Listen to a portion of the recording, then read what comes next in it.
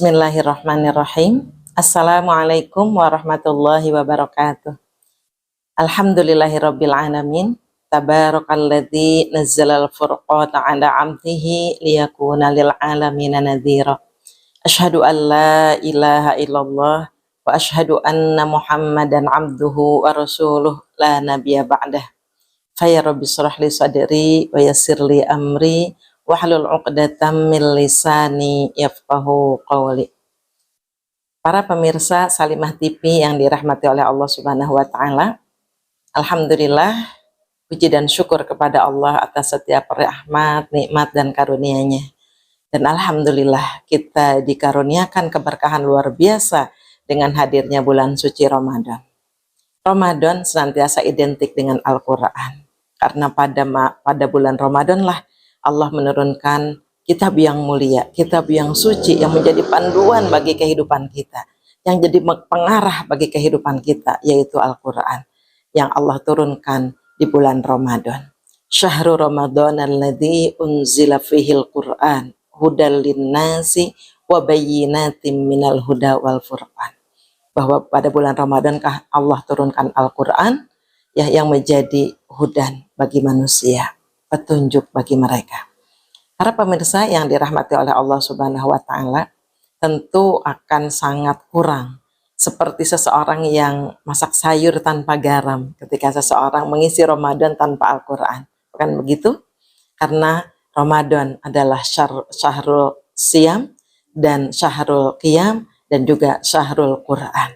Maka ketika kita mengisi Ramadan, tentu salah satu ibadah yang paling mulia, ibadah yang paling utama adalah interaksi kita bersama Al-Quran dengan tilawahnya, tadaburnya, murojaahnya, ataupun mungkin menghafalnya, dan semua bentuk interaksi dengan Al-Quran. Kecintaan kita kepada Al-Quran ya haruslah sama seperti kecintaan kita juga kepada Ramadan. Atau Ramadan haruslah menghasilkan keimanan kita yang lebih kuat lagi kepada Al-Quran. Keimanan kepada kebenaran kalamnya, kebenaran isinya, keimanan kepada kecintaan untuk senantiasa membacanya. Karena sungguh ketika seorang itu bersih hatinya, tentu dia tidak akan pernah merasa kenyang untuk terus bersama Al-Quran. Karena Al-Quran adalah sumber hidayah, karena Al-Quran adalah sumber kebaikan, karena Al-Quran adalah ruh bagi jiwa seseorang. Di dalam Quran surat Asy-Syura, Allah Subhanahu wa taala berfirman, "Wa kadzalika auhayna ilaika ruhan min amrina." Demikianlah kata Allah, kami turunkan ya kepadamu ya Muhammad apa ruh dari sisi kami. Para pemirsa yang dirahmati Allah, di ayat ini di surat Asy-Syura ayat 32, Allah menyatakan makna Al-Quran itu dengan kalimat ruh. Ya, jadi bukan kalimatnya wa kadzalika auhayna ilaika Qur'anan, tetapi wa kadzalika auhayna ilaika ruhan. Allah sebutkan Al-Qur'an itu dengan kalimat ruh. Apa maknanya? Agar Al-Qur'an itu menjadi ruh bagi jiwa kita. Coba bayangkan kalau seseorang manusia hidup, fisiknya ada tapi nggak ada ruhnya. Apa jadinya? Dia cuma seonggok daging, dia cuma seonggok jasad yang tidak ada nilainya. Suami kita sekarang mencintai kita karena kita ada ruhnya. Kalau udah nggak ada ruhnya, segera dikubur. Kenapa? Karena dia cuma jasad. Ya, orang-orang mungkin menghormati kita ya karena ada ruhnya. Seandainya nggak ada ruhnya, kita cuma seonggok daging, segera kuburkan. Nggak ada artinya, nggak ada nilainya, nggak ada manfaatnya. Maka Al-Quran Allah sebutkan sebagai ruh karena dia harus menjadi ruh bagi jiwa kita. Pentingnya Al-Quran bagi kita seperti pentingnya ruh bagi fisik, bagi jasad. Nah, kenapa Allah ungkapkan tadi dengan kalimat ruh? Ya, yang kedua, agar Al-Quran itu menjadi ruh, spirit bagi setiap kebaikan kita.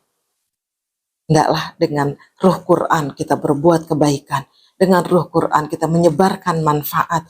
Dengan ruh Quran ya kita memberikan kebaikan ke setiap orang sekeliling kita. Dengan ruh Quran itu menjadi penyemangat untuk kita, untuk kehidupan kita. Baik nanti peran kita sebagai seorang hamba kepada Allah, roh Quran menjadi spirit kebaikan kita.